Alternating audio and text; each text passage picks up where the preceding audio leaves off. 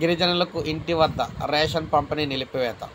MDU వాహనాలకు కూటమి మంగళం. రేషన్ షాపుల ద్వారానే పంపిణీ.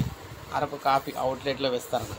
సో మొత్తం మీద చూసుకున్నట్లయితే వైఎస్ జగన్ ప్రభుత్వం తీసుకొచ్చిన ఇంటింటి రేషన్ పంపిణీకి కూటమి ప్రభుత్వం మంగళం పలికిందని వైఎస్ఆర్సీపీ పేర్కొంది. గిరిజన ప్రాంతాల్లో ప్రజలకు కూటమి ప్రభుత్వం మళ్ళీ తిప్పలు చేస్తుందని చెప్పేసి మండిపడింది. పెన్షన్ పంపిణీకి వాలంటీర్లను దూరం చేస్తూ ఇటీవల తీర్మానం చేసింది. ఇప్పుడు ఎండియు వాహనాల ద్వారా రేషన్ పంపిణీ నిలిపివేస్తూ నిర్ణయం తీసుకోవటాన్ని తప్పుపట్టింది. మారుమూల గిరిజన ప్రాంత ప్రజలు రేషన్ కోసం కిలోమీటర్లు నడిచి వెళ్లాల్సి ఆవేదన వ్యక్తం చేస్తున్నారు.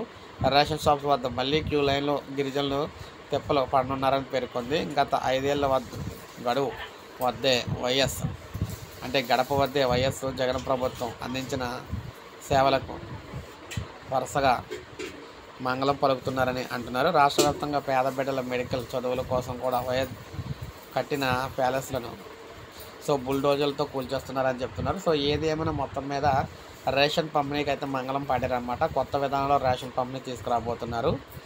అదేవిధంగా ఇంటింటి వాలంటీర్లకు సంబంధించిన ద్వారా వాలంటీర్ల సేవలు కూడా ఆపేశారన్నమాట ఏపీలోని. సో ఇది మనకి లేటెస్ట్ అప్డేట్.